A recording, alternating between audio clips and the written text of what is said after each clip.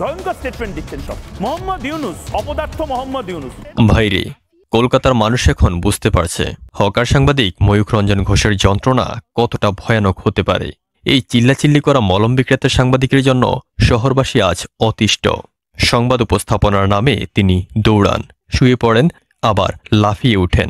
এমনই এক অভিনব স্টাইল, যার জন্য বিশাল একটা রুমও কম পড়ে যায়। সম্প্রতি অভিনেতা ঋত্বিক চক্রবর্তী তাকে ঠান্ডা মাথায় সুন্দরভাবে এক হাত দিয়ে দেন। ফেসবুকে লেখেন, ধরুন একটা গাধার নাম দিলেন ময়ূখ, পাশে রং মেশালেন রঞ্জন, দেখলেন হয়ে গেল ময়ূখ রঞ্জন।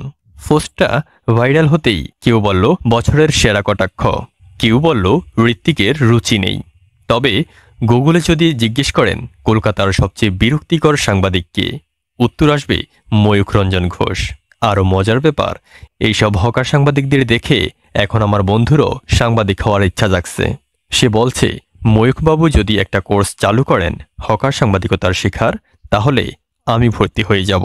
সত্যি বলতে পাশের দেশে এমনিতেই অনেক হকার সাংবাদিক আছে, কিন্তু হয়তো তাদের আরও দরকার রিপাবলিক বাংলা, যেখানে সাংবাদিকতা মানেই চিৎকার, গুজব আর নাটক। এমনকি একবার তো মহিলা সাংবাদিক ভারতের কেউ না থাকার খবর 100 বার বলে নিউজ বানিয়ে ফেলেছে, যেন প্রফেশনালিজম নামক জিনিসটা ওদের অভিধানেই নেই। শেষমেশ বলি, যখন মলম বিক্রেতার সাংবাদিকরা টিআরপিতে সেরা হয়, তখন বোঝা যায় গুজবই আজকের বিনোদন, তাই না?